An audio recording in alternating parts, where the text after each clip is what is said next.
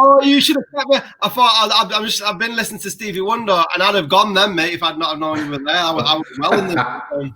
What were you listening to? I only caught the back end of that. What were you listening to? Stevie Wonder. I've been a bit of a Stevie Wonder. Sorry, what Stevie Wonder song were you listening to then? Oh, lately. The one about his missus where she's wearing perfume with no special place to go. Obviously, she has because she's cheating on him. Naughty woman. How can you cheat on poor Stevie Wonder, on that legend? I don't know. Was he successful with the women, Stevie? I tell you what. Ray Charles was, wasn't he? Oh, and they're the same. I just meant. Hey, I was Andre Botticelli. He was successful with women. Hey, that bloke can't see no evil, ain't no evil. Hey, he couldn't move in his house for women. Who else is there? I'm just saying, you know, Mr. McGee. I think he was. I think Stevie Wonder, the voice of an angel. I'm sure that his lack of eyesight didn't cost him any women. I'm sure they were queuing up. I imagine so. Yeah, let's face facts. You couldn't. You know what I mean? If you're married to Stevie Wonder, you couldn't go wrong, could you? Hey, no. Writing love songs about you and singing to you every day. Do you know what I mean? Have you seen it? I know he's a bit of a nana, but you see it when he did Carpool Karaoke with James Corden. I seen clips of it, but I didn't want James Corden to. I absolutely hate James Corden. I know you do, mate. I understand why. But no, I couldn't watch it because I thought it might tarnish his legacy. Go on. No, it didn't. Not in my opinion, anyway. Because I know where you're coming from, but he sang "I Just Called to Say I Love You" to James Corden's wife, and it was meant. James Corden was crying because it was just it's a proper pinch me moment, innit? Do you know what I mean? It's like Stevie Wonder ringing your missus and singing that to her. Yeah, it's quality. He is quality Stevie Wonder, and I'm gutted I've never seen him live. He's been in Manchester and he's been in London when I was in London. He's been in Manchester as well, but I've never seen him. Yeah, I think there's probably only him and Radiohead, completely different artists that I want to see that are still going. There's not many artists that are living that I really want to see, but yeah, I'd like to see Stevie Wonder. The reason I was listening to Stevie Wonder is because I wanted to, obviously we're going to talk about tonight, but I've been feeling quite positive, Jay. I've been trying to be looking at a positive sort of place about all of the politics in America and stuff like that. And then Stevie Wonder's got some quite uplifting tunes about, how hard things can do and you got to have hope and, push on through it and stuff. So I've been in a really good place this side of New Year. So yeah, I mean, I'm not dead and there are a lot of people that are. So regardless of how bad things are, and this goes to you and everybody else who's watching out there, things could be worse. You could be looking at fucking mud. Do you know? Things could be worse. This is the thing. Yeah. I mean, you've set the sort of bar quite low there. Things could be worse. You could be dead. I mean, yeah, that's accurate. It's true. But, if you're wanting a little bit more than just not being dead, yeah, things could be worse anyway. Things could be worse. You could have nothing. Do you know what I mean? Yeah. So, I mean, I can only speak for myself, but yeah, despite the fact that this is an awful time and we are all going through it, and, me and yourself have been through bits as well, but I'm grateful for the things I've got. Definitely. So this is Scotty Motte on a Friday night. It should have been Thursday night, but as usual, fucking, whatever. That's a shit intro. No, you know what, mate? We'll own it. I own it. I messaged you on Thursday and said, let's do a podcast because some shit's happened in America. I don't know if you've heard. So I'll talk about it. And then Jamiroquai was doing a live gig in Capitol Hill. I said, JK's in Capitol Hill. Do you want to chat about that? And you were like, yeah, go on then, why not? And then in my infinite wisdom, I had to work late. And then I got home and I have no concepts of cooking and times. So this is just the most ridiculous reason for not doing a podcast ever. But I started cooking a pasta dish because I thought it was Tony Soprano or Carmela at 10 o'clock at night, thinking it'd be done in 10 minutes. And 40 minutes later, it still wasn't finished. So we had to postpone it, my brother. Right. I need to ask a question, though. Please do. Were you cooking pasta from scratch? Were you making pasta with, actually making your own pasta, or were you just boiling pasta? I was boiling pasta. Is that I want to say tortellini, is it? Okay. I don't know. Some of that I got in a packet from Sainsbury's. And it took 45 minutes to boil some pasta. Well, the water, yeah, it took about 40 minutes or half an hour for the water to boil. I thought you just boil kettle and pour it in and then Bob's your uncle, but no.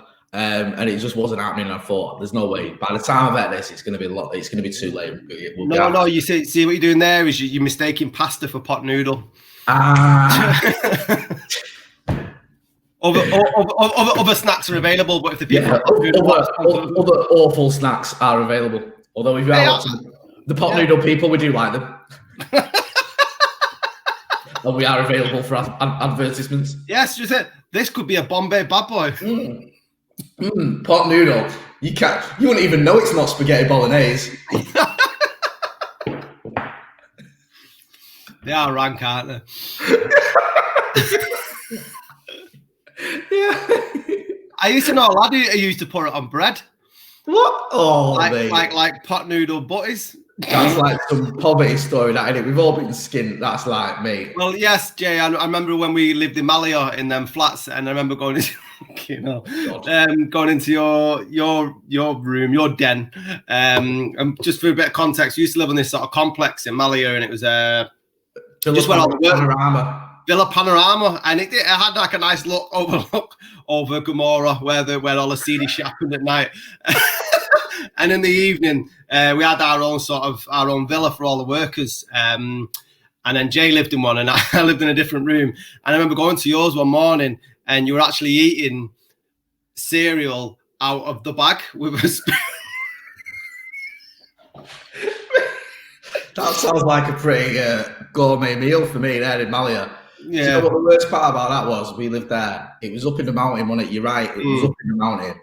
And like we had like mopeds that we shared and everything between us all up there. But if you didn't get on a moped, if you were 211 and you're like, I'm staying out, and you had to walk up that mountain at like 6 a.m. after you've been working all night, drinking all night, it was horrible, mate. It was. I remember once, me and my mate Tony, you know Tony from Oldham, gave a guy a lift. I think his name was Melon. We called him Melon. This is so bad. And he on the moped, there was 3 of us on a moped, wouldn't recommend it. And he fell off. And we checked and he got up and we just carried on.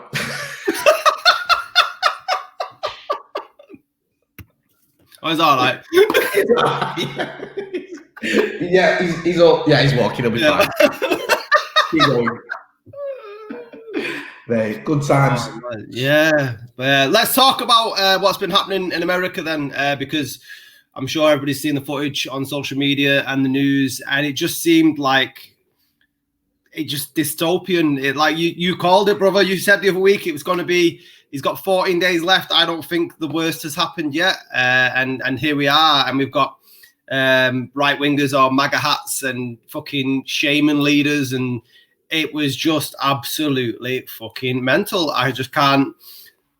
There aren't enough words, and I'm a man of words to try and try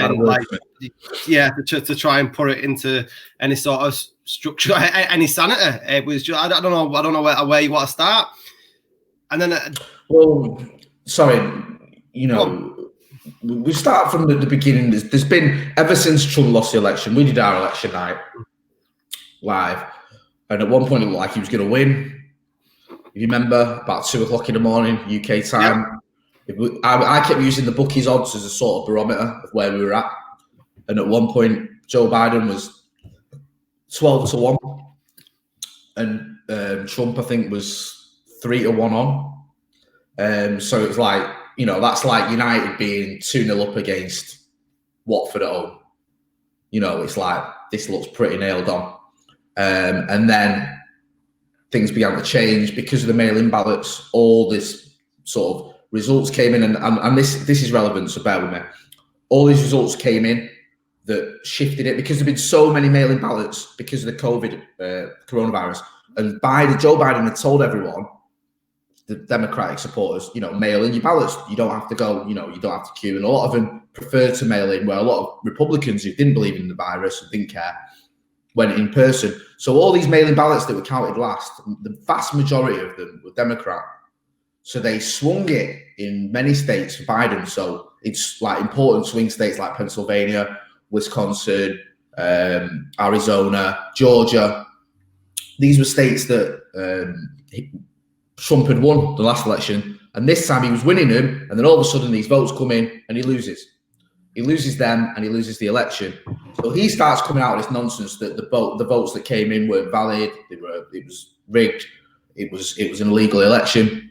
He goes through, I think it was about 58, I might be wrong on the figures, but over 50 court cases legally trying to challenge these votes. There is no basis. They weren't illegal. They were all legit. There's nothing wrong with any of the votes.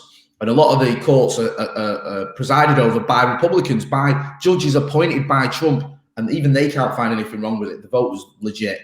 So it goes to Congress, and what happens in Congress? It gets certified. It's more or less ceremonial.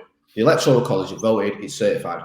But Trump keeps perpetrating this narrative that it was an illegal vote. They didn't win. I won. It's illegal.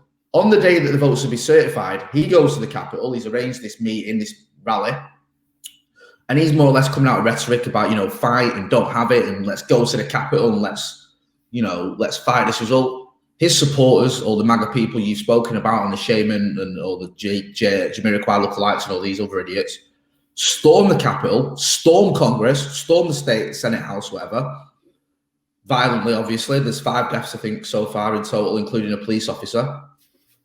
And just run riot in the Congress. Trump doesn't really do anything about it. Doesn't really call for calm. He does a few tweets, but even some of the tweets are quite inflammatory, saying, I know this was rigged or whatever, and I know you're angry, but Trump, Twitter suspends him for 12 hours. Facebook suspends him not permanently, till after the inauguration. And then now, as we sit here now, there's talk of impeaching him for inciting violence against the government, basically, against his own government. So sorry to waffle on, but that's no. That you've laid it on.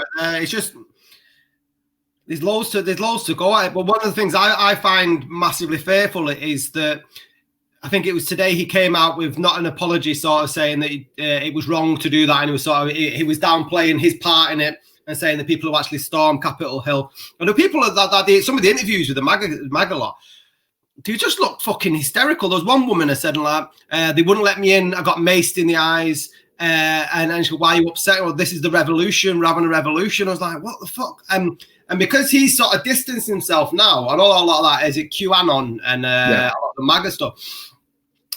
This is a group that feel sort of marginalized. I know we don't particularly agree with that, but that's their feelings towards what's happened at the moment. But the person that was their spokesperson, their leader in this battle, has sort of distanced themselves. So now we have a large amount of Americans gun-toting fucking militant right-wingers that are willing to storm Capitol Hill without a leader. Do you know what I mean? That's just fucking. That's even more dangerous now, I think, because where do you go from there?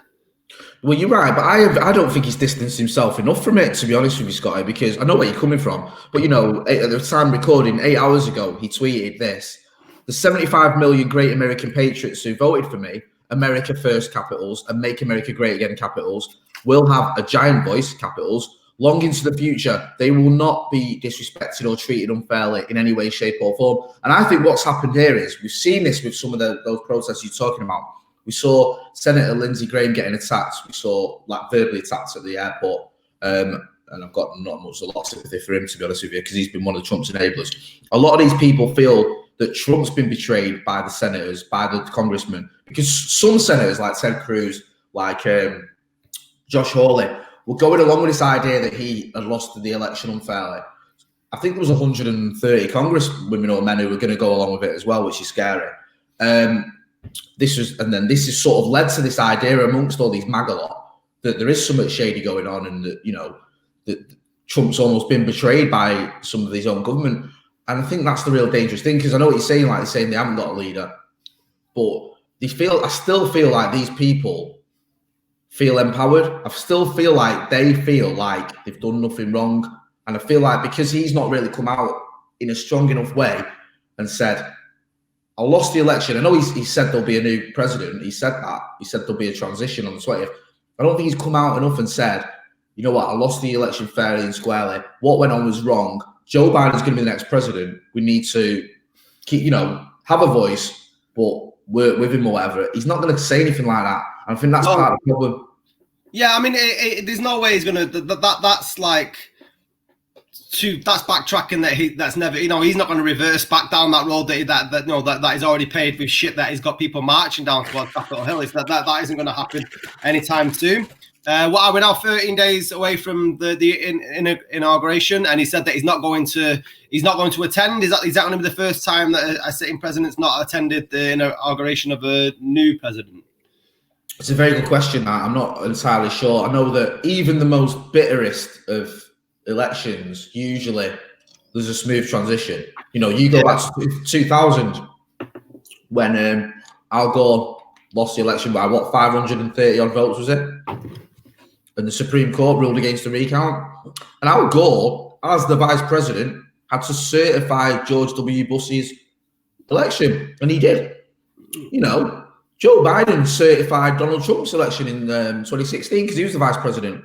And this is another reason why some of these Trumpists feel betrayed, because Mike Pence went along with it and certified Joe Biden's election this time round because he's vice president.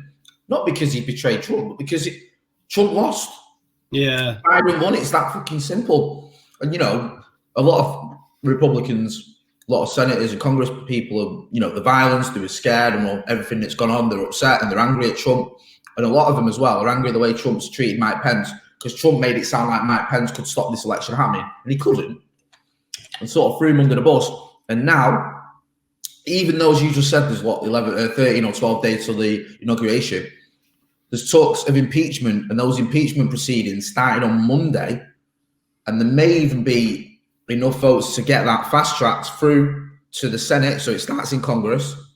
We've seen this happen before with Trump. It could be the only, in answer to your question, will he be the first president to not attend an inauguration?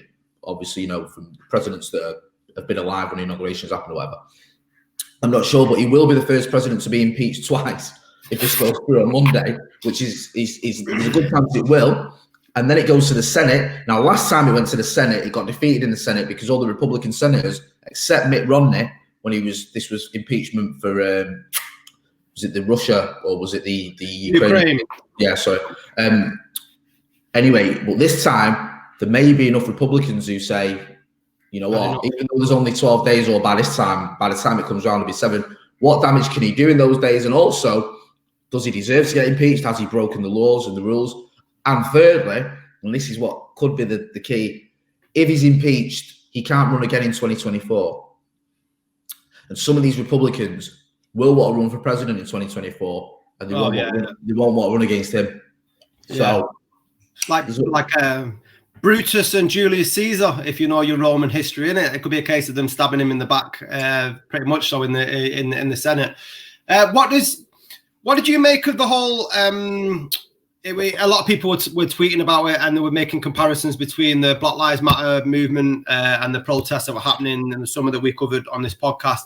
And obviously, I don't think I saw a black person. I'm not saying there aren't any black Republicans. I know there are, but the majority of people were white that were storming Capitol Hill. Just two Americas. You hit the nail on the head, mate. Yeah, and I think what I thought was really good. I've seen this a couple of times, and you look at the reaction. This is why there's a lot of investigations going on, because the Capitol wasn't properly protected this time round. The National Guard wasn't called in, and apparently there's arguments being made that was deliberate. If you look at the Black Lives Matter protest, the army was there to stop any violence towards the Capitol. This time that didn't happen. It was just police officers, one of whom died because they were understaffed and overrun. But I saw a really interesting tweet, and I've seen it a couple of times, where it was like, the whole thing about Black Lives Matter and the difference between that and this is, like, black people don't want you to shoot these protesters the same way you shoot black people. They want you to not shoot black people the same way you're not shooting these protesters, which I thought was a really good way of putting it. Do you know what I mean? Because you have seen, even Joe Biden has said it, if this was Black Lives Matter or black people storming the Capitol, the reaction would be completely different. Yeah. Now, can you imagine Donald Trump saying something like that? No, there was security staff actually doing selfies inside Capitol Hill with the protesters. It was just like when I was growing up in the mid '90s and stuff, and when you're at school and you read like history books or fucking world wars, and you think, oh, that seems so long ago, and you just see what's happened. I mean, over our lifespan as it is, and you look at the Twin Towers and shit, but just over the last 2 years, man, or last 18 months, and it's like. I'm looking forward to peacetime so much. Do you know what I mean? I'd like to just have like what did they have? Was it World War One or World War Two where they had in no man's land? We could have like MAGAs and Black Lives Matter have a nice game of American football together. Just toss the pigskin or whatever the fuck they on the lawn of Capitol Hill, and it'd be a beautiful thing. Just for a day, just stop being fucking idiots just for a day. And this is what I'm. About 6 months ago, if I'd have seen all this, and because there's the state of my head, I'd have allowed that to sort of get to me. And I know people will say that, oh, that's in America, it doesn't matter to you. But I'm I never really put myself down as British or as English. I'm always like Manchester Earth. So when I see human atrocities, I sort of take it as personal. I just because it happened to another human being, and that's all across the globe. So that really would have affected me. But now it's just surreal, and it's really hard to sort of fathom what I was actually watching. And it was at the same time as the Manchester derby, and I couldn't keep my eyes on the game. You were doing the watch along, weren't you, on Paddock? And I was like, he'd rather be watching the fucking CNN. I'm glad you said that, mate. You've hit the nail on the head, because I was doing a watch along, and for anyone who doesn't know, I think most people who watch this know, follow football and know that we're United fans. But United v City, one of the biggest games of the season, cup semi-final. And at half time, like you said, I was doing a watch along, and I usually don't have my phone out because I'll get distracted, and people, like there's so many group chats and messages just go berserk during the game. So at half time, we have a break in the watch along where we go to a different set. So I just check my phone. Usually when I go on Twitter, when there's a game on, my Twitter's just full of my tweets, my timeline's just full of football and opinions, about all the good assault shot the game or whatever. And it was all about America, and it was all this footage and, what is going on and rah, rah, rah.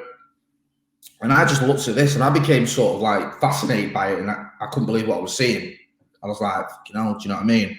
And it, like you said, it was almost like the game, which is massive, almost took second fiddle. And I was like, I can't, even when we started the second half, I mean, obviously I got back into the game, but I was like, back of my mind, like, what the fuck is going on? And then you're thinking, like, I was thinking, by the time this game finishes and I get back on my phone in 45 minutes, what else is going to have gone on? Because it looked like it was the beginning of a civil war. Yeah. It was crazy. And you said about, I think last time around, the worst is yet to come. And I think that sort of ties in with this idea of impeachment, because what damage can this guy do? Who, from what we gather, a lot of his sort of aides or advisors, some of them have resigned. Some of Trump's closest allies have started resigning because they're just like, the guy's got 12 days left. What's the point? We need to distance ourselves from him, try and save our careers. He's becoming more and more insulated, more and more unhinged from reports. Yeah. And it's like, there's even talk, I think Nancy Pelosi, the leader of the House, spoke to the chiefs of staff, or the chief of staff, not the chief of staff, sorry, the head of the army or the head of the armed forces, whatever, the head of the joint chiefs of staff, and said about the nuclear codes, and has he got the ability? Because what happened with Nixon, when Nixon resigned, I think they swapped the nuclear codes and didn't tell him. Yeah. Between him resigning, saying I'll resign, and him actually leaving office, so he didn't have the nuclear codes. And I think there's a feeling that they're going to have to do that with Trump, because they're that worried that he's going to fucking send a nuke to Iran or to China or something and just try and cause World War III before he leaves. And and then from what I know, as horrible as a figure as Richard Nixon was, he was nowhere near as unhinged as Donald Trump is. I just have visions of all, like I said, all his aides and people around him sort of abandoning him, and him walking around the White House like Johnny in The Shining, just fucking going absolutely loony in his head, and just thinking, right, what can I do? And he might literally go out with a bang. Do you know what I mean? It doesn't seem as though that's too far-fetched. Anything's on the table now, because when you were saying it, it was like you were saying, oh, the worst could be yet to come, and I was like, yeah, but what does that mean? I mean, what can he do? But then when you actually look at what he's done, Where do you go? I've said it before. Where do you go from here? Do you know what I mean? Because the first impeached him, like it got impeached, but what difference did that make? All right, is that Facebook and Twitter? I've sort of taken his social media presence away, but you know he can do what Ian Brown does and get his mate's phone and start fucking tweeting from his sons or his wives. Made him mobile. You're right. He's back on Twitter now. Anyway, I think his ban was only 12 hours, but there was sort of people tweeting on his behalf saying, you know, spoke to him or whatever. I think he's joined Parler as well, which is a bit worrying because that's like the far right version of Twitter. So God knows what shenanigans are going to go on in there. And, you know, regardless of what he can do on social media, he's still the commander-in-chief of the army. Like, you know, he could mobilise troops. I'm not saying he could mobilise them against his own country, but I don't know. He could, you know, I know this is like South Park, you know, he could invade Canada. You just don't know. Like, you don't know what this man is going to do, especially when he's facing the idea that he's only got 11 days left in office or 12 days, whatever it is. He's become ostracised. He's lost the election now. Even he knows he's lost it. There's no way around it. He's losing so-called friends, you know, the people that he thought he could trust and were with him. I mean, this guy has never been stable. Yeah. He's never been like someone that you think, okay, you know, I might not agree with his politics, but he's level-headed, or he's someone who's intelligent, or he's got integrity. He's got no integrity. He's got very low intelligence. If you actually look at the way he talks and what he says and what he does, he's completely unhinged, and he's also extremely, extremely sensitive. Like, he's thin-skinned beyond belief. He cannot take any criticism. He cannot take any slight, whether that's real or perceived or whatever. He cannot take any sort of form of disloyalty that he thinks people being disloyal to him, even if they're not. He needs to be sort of mollycoddled and convinced that he's right all the time and praised. He's got this massive ego and yet this thin skin, and it's not a good combination. Do you know what I mean? And it's like the people that are around him that sort of could keep him in check are few and far between. And if you look at some of the actions he's done since he lost the election, he's been replacing like people in the defense department with sycophants. That's worrying. Why is he doing that? You know, you've had, why all of a sudden when you've got, 2-3 months left in office or whatever it was, 2 months when he lost the election, or 2 months, do you start changing the people in the defense department? Why do you care? Do you know what I mean? Like, what is your thinking behind that? So there's a real danger here that this guy could go and do something completely off the deep end. And I think now, I'm struggling to say this, but if there is any good of what's gone on in the capital, I think even the most sort of conservative, ardent Trump supporters within government are probably looking at this going, this guy, like, we need to keep him in check. Do you know what I mean? Like, anything is really possible with him now. So we need to make sure that he can't go and do this, or he can't start a war, or he can't bomb somewhere, or he can't, try and do some madness. Because there was talk of trying to get Mike Pence to invoke the 25th Amendment, which means removing the president from office.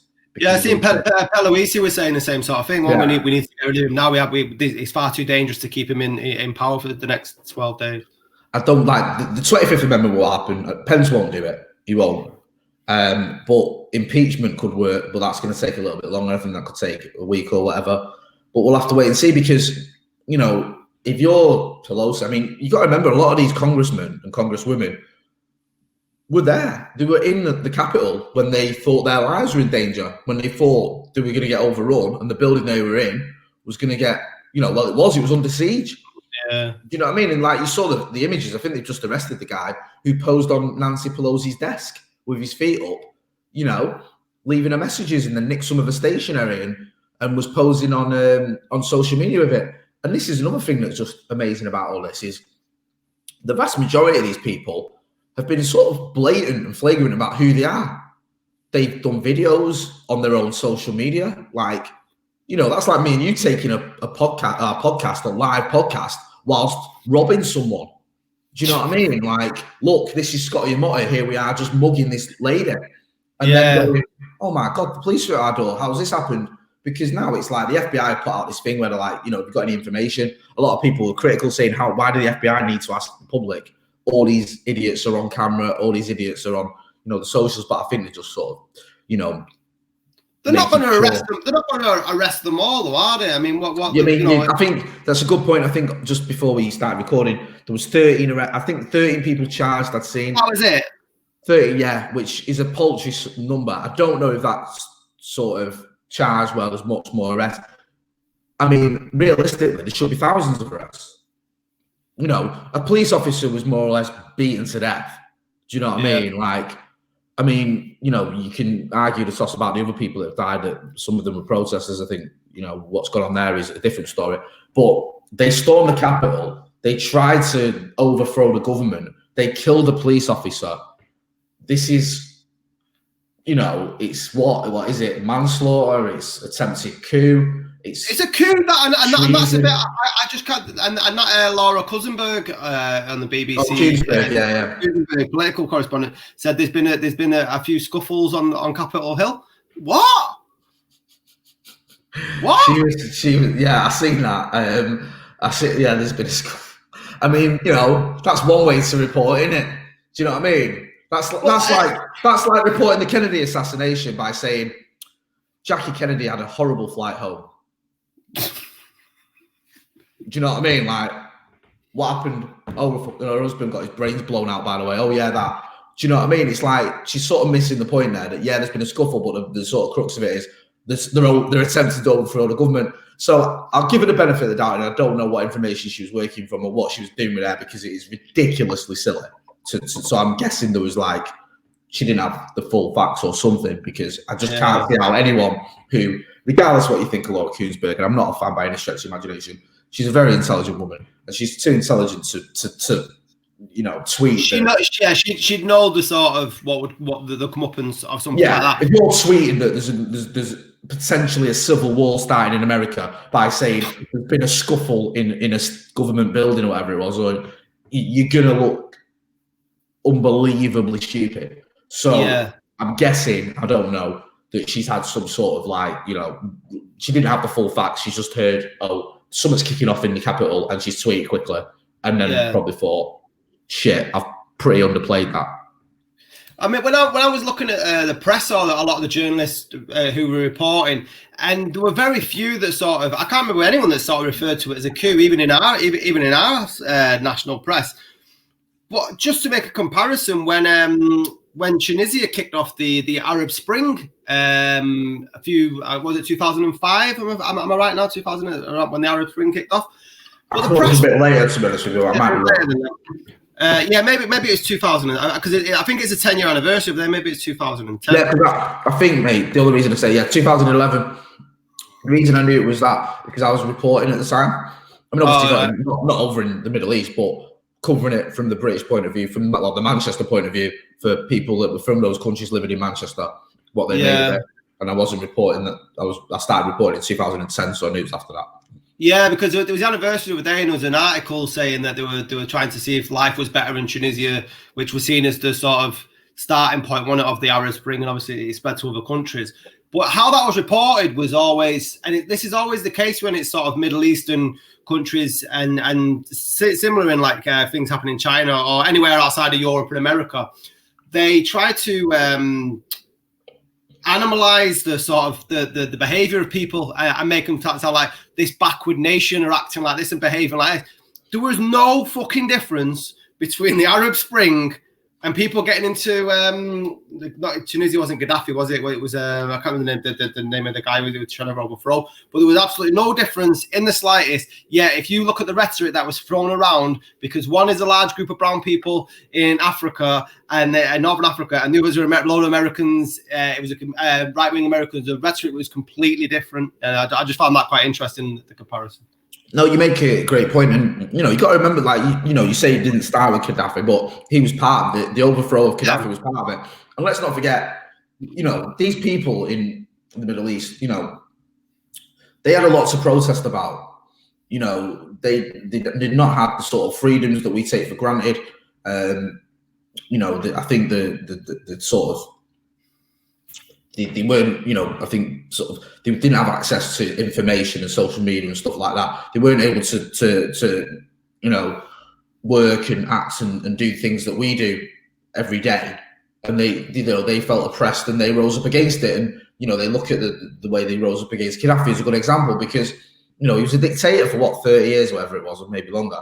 It was very oppressive. A lot of these people lived in, pretty much in poverty. It wasn't very successful the way he conducted himself, and he treated, his people very harshly with draconian measures.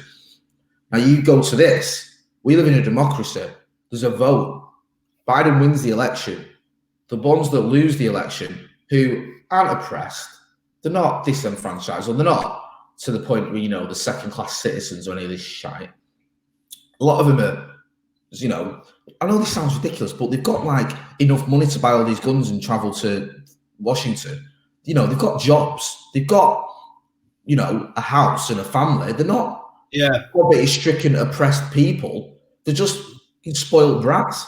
And yeah. You know what I mean? I know where you're getting the comparison from. I'm not disagreeing with it. What I'm saying is, so they're trying to overthrow a government in a democratic society that they took part in that election, lost that election, so then they're taking up arms because they're not happy with the result. Whereas in the Arab Spring, you had these people that didn't have any rights, that were oppressed, that were poverty-stricken in many cases, that wanted some basic freedoms and basic human rights and rose up against it. And, I get where they're coming from, more power to them. Here, you've just got a load of gammons who think that because they lost an election by about 6 million votes, whatever it is, or maybe even more, they've got a right to try and overthrow the government. And the reason they think that way is because you've got Donald Trump sort of encouraging it, and then you've got morons like Ted Cruz and Josh Hawley and all these other idiots who, like in the Senate and Congress, are sort of going along with this narrative, saying, well, you know what, something shady going on with this election. It wasn't. They lost. There was no, it wasn't rigged. There wasn't anything sort of foul about it or illegal. It was a completely fair election where one guy got millions and more votes than the other guy. Well, let's not forget, this is the second time in 2 elections that Donald Trump got fewer votes than his rival. Hillary Clinton got millions more votes than Donald Trump. She just didn't get them in the right places. Yeah. The Arab Spring was like they were overthrowing a dictatorship, whereas in America they were trying to overthrow democracy, and that's far more scary. That's far more scarier than trying to overthrow a dictator, because you can understand the certain angle that comes from sort of being controlled by a regime, whereas instead the other ones where you're disagreeing with a vote that's been taken part. You weren't pushed to the voting polls. You know what I mean? It was done on the democratic thing, but it's just mental. What does it mean for democracy now? Then in America, do you think moving forward, do you think that they're going to have to change the way it's done, the mailing system, the mailing votes and shit like that? Or no. This is the thing that like people like Ted Cruz are saying. We need to look at the way we vote. We don't. The vote was fair. It was a fair vote. There was nothing wrong with the vote at all, other than the result wasn't the way you wanted it. Do you know what I mean? That's what the issue was. The actual voting, it's, to be fair to it, it's probably as faultless as it can be, because it's been tested to the hilt. You've had all these court cases and they couldn't find anything wrong with it.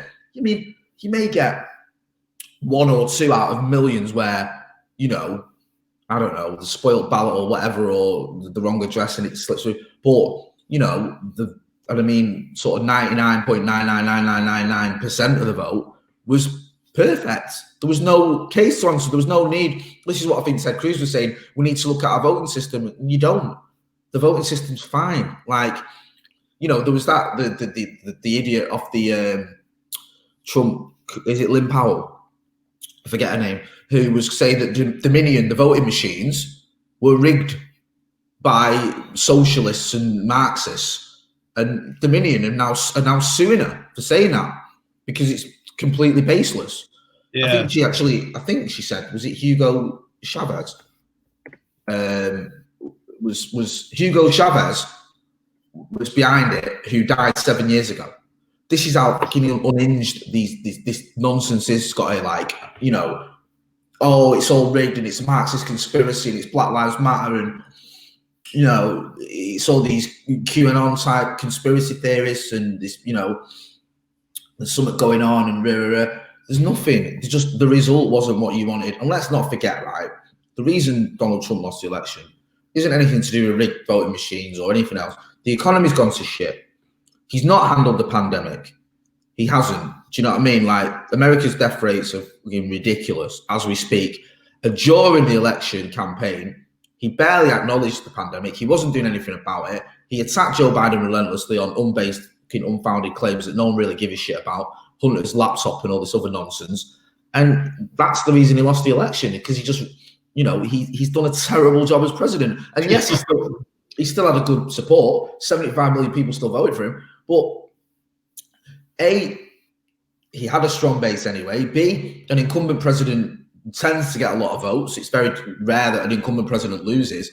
And sort of C, there's always that sort of core right-wing types that will support the president and the Republicans, especially Trump, who did tap into a lot of populism. So he did have, he was a popular president amongst a certain section of people. But the fact is, he more or less threw that election away, because had he got a grip with the pandemic, had he ran a better campaign, had he focused on reaching out perhaps to some of the people that he chastised, had he, even going back to the Black Lives Matter movement, ever since Colin Kaepernick took a knee, he completely disowned that. He called them all unpatriotic. He didn't do anything to try and just reach out a little bit.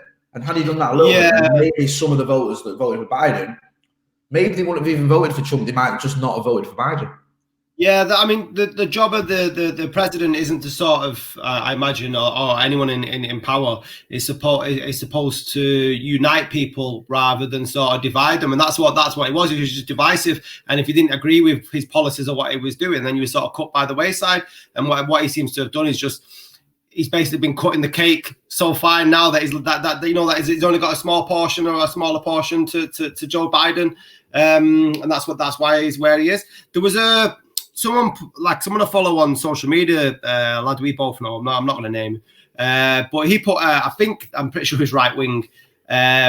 He put a post up and it had a picture of it was split in two. So the first half was the aggressive side of the Black Lives Matter protest, and it had the slogan "Defund the police," and then the second part it had the stuff that happened on Wednesday night, and it had "Where's the police?" and he put the tag typical left Americans, who are saying, like, 1 minute you want to defund the police, and then you're screaming where are the police when you're fucking when you were asking to be defunded previously. I just wondered what you thought about stuff like that.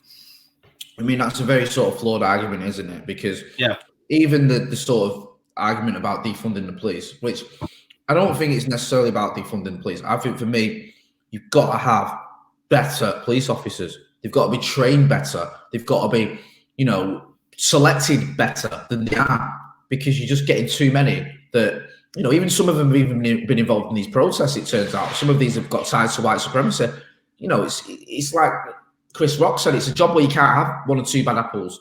It's like being an aircraft pilot, an airline pilot. You can't, Chris Rock makes a joke. You can't have one or two bad apples when you're an airline pilot. 99% of our planes land safely. It's just the 1% that crash deliberately. Yeah. Do you know what I mean? It's like with police, it's like, 99% of police officers are all right, or whatever it is. It's not good enough. It needs to be more or less 100%. So the defund the police was sort of like a slogan and a thing, like, stop just funneling money towards the police. But that doesn't mean that these people don't believe in police forces. It doesn't mean they think you should get rid of the police. Yeah. Do you know what I mean? That's not the argument. No one was saying eradicate the police and let's just have anarchy. That's a nonsense. And also, on the flip side to that, all these people that were singing Blue Lives Matter, the riot, have just taken part in a riot where a police officer was killed. So how do you reconcile that if you're so pro-police that you went out and more beat a police officer to death? It's such a flawed argument to say the Black Lives Matter movement don't want any police. Well, that's not what they're saying. And defund the police was based around, you can't just keep funding the police when they keep murdering black people. There needs to be some accountability and needs to be looked at as to how those funds are spent and the way they're spent and that sort of thing. And the idea that, these Black Lives Matter people don't want the police unless they're under attack. Well, lots of us may have questions about the police, but if we're a victim of crime or we're threatened, yes, of course we're going to want police officers to protect us. that was always the case. And I think if you really want to flip it on its head and look at the security and the sort of the protection the Capitol got when the Black Lives Matter movement. Yeah. It was an army, literally. Look at what happened when you had an armed mob ready to stage a coup. There was just some hundreds of police, no army, no National Guard in America. Where? Do you know what I mean? As Trump often boasts, he's giving more money to the military than anyone else. Well, where would the fuck with the military? There's some shady shit going on there, man, and needs to look into it because there's a lot of people that are suspicious as to why there wasn't a real military presence there to protect these, these congressmen and women and the senators as well. I mean, you've seen the images of the guys, mainly men and women as well, carrying like zip ties as though they're going to kill someone. Carrying guns, carrying a Confederate flag. Like, how sort of distasteful can you be to have this sort of right-wing, white supremacist overthrow the government, attempt to overthrow the government, waving a Confederate flag? And your argument is, well, Black Lives Matter, they wanted to defund the police. I mean, I just don't get it. I don't really get it. Like I've said a million times, I say it again, the guy who tweeted hit the nail on the head. Black Lives Matter just want police to stop shooting them the same way they don't shoot the white people. That's it. Yeah, I mean, it seemed very aimless in there, what they actually wanted. Do you know what I mean? It just seemed like sometimes, when like it happens to protests or things have maybe spilled towards riots, there isn't a certain leader. But if you're going with an agenda, or you really want to, like it was like a pound shop coup, wasn't it? Really, because do you know what I mean? That's what it was like. They went in there, but the first thing they did was start taking selfies. Do you know what I mean? If you really if your ambition is to overthrow democracy, or you're not happy with the vote, and and you feel so strongly about that, and you think Donald Trump deserves to be in power, then you don't go in there with a fucking Jamiroquai hat on. You know what I mean? Acting like the space cowboy, taking selfies on fucking desks and stuff. That you hope you do go in to try and I'm not promoting this, but this is from experience of what's happened in the past. People do take kidnappings and hostages and stuff because they've got a strategy behind what they want to do. Whereas this didn't seem like that, and it sort of plays into what the IQ of a lot of them seem to have when I've seen interviews with them. 100%. There was an element of, right, we're going to storm the Capitol. That's, the buildings. But then there might have been parts of that where some factions who, will kidnap Congress people or congressmen or senators or whatever. But by and large, you're right, it was just an angry mob getting into the building and taking selfies and souvenirs and shit like that.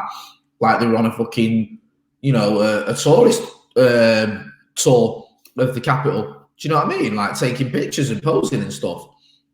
It's like, what are you doing? What is going on? And I'm glad, to be honest with you, that is how it sort of ended and petered out in a way, because it could have been, they were never going to overthrow the government. That was never going to happen. You know what I mean? Like, but they could have killed people. They could, I know they didn't anyway, but you could have killed a lot of, they could have kidnapped or attempted to kidnap.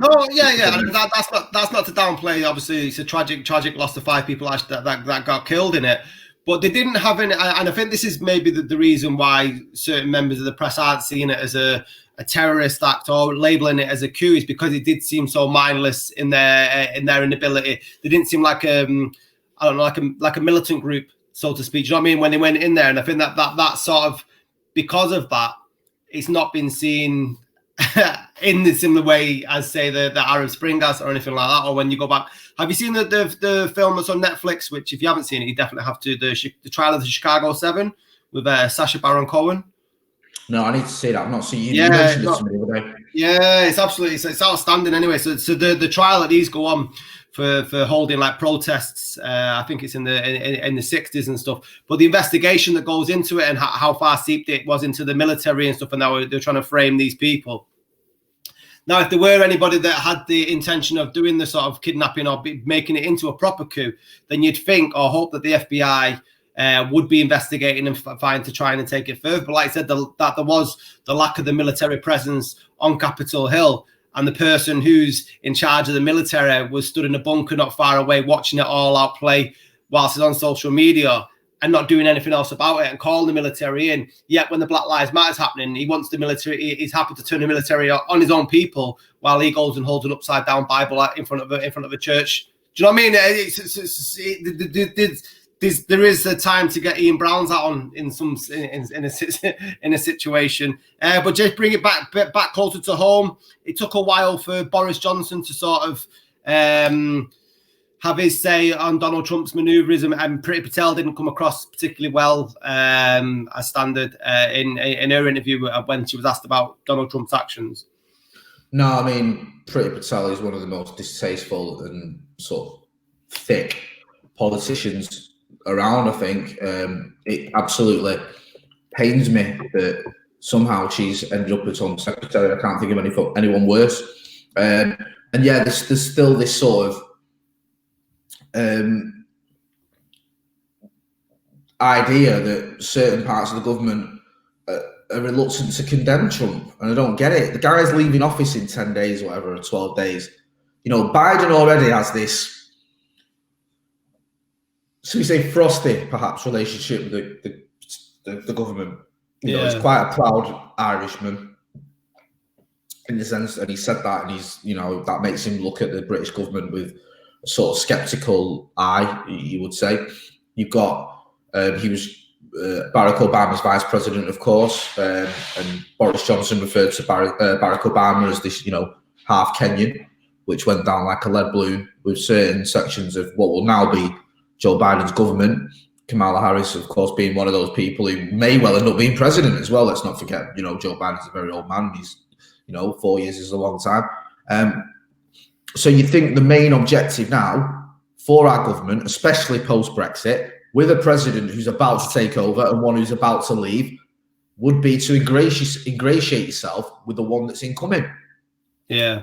And sort of distance yourself from the one that's leaving, because you've almost got nothing to lose.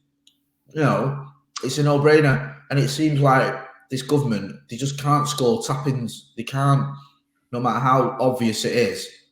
You know, they're unable to do it. You know, it was, I know what, I'd get off topic, but it was like news came out the other day, they were offered free BT or someone offered them free broadband for everyone, and they turned it down. Gavin Williamson, the secretary, education secretary, turned it down. And then you've got this situation where you just sort of, you know, all you've got to say is Trump's actions have been disgusting and they're not what democracy is all about or whatever, and you can't get your words out, or you can't bring yourself to say it unless you know, consistently prompt it or whatever. It's just not good enough. And I think that this government has got to start waking up to the reality, because you've just left your biggest sort of trading partner in the world on your doorstep. Yeah. You're now looking towards America to be your ally more than ever. You've got a president who's got no great love or affinity for you. He hasn't. Do you know what I mean? He's not pro-British. He's not pro this government. He's not Boris Johnson's mate. You know what I mean? Kamala Harris and some of her allies, reportedly, I don't know, but reportedly, think even less of Boris Johnson than Joe Biden does. So now is the time to try and hold out that olive branch and try and show that, you know, you're ready to work with the Biden administration and distance yourself from the Trump administration. And they're just too thick to do that. And it's just, you know, it's the one thing I think you sort of have to remember is that no matter how bad things are in America, and I think they are worse because you're seeing sort of armed coup attempts, we're not that far behind over here in some of the actions we've seen by our government. Do you know what I mean? Our leaders. It's been an absolute shambles over the last, whatever, since the pandemic and even before that. So, you know, you have to sort of temper our judgments a little bit when we sort of say, look at the state of America, when you go, well, actually, look at the state of what's going on over here as well. Could you ever see anything happening like happened in Capitol Hill in England? That's a good question, that, mate. I'd like to think no. I'd like to think that, you know, our elections over here are less. I know Brexit obviously caused a lot of friction, and there was a murder. Don't forget, there was a murder of a politician by a right-wing fanatic. You know, terrorist. Sorry. You're right. Terrorist. Absolutely right. Sorry. You know, in broad daylight.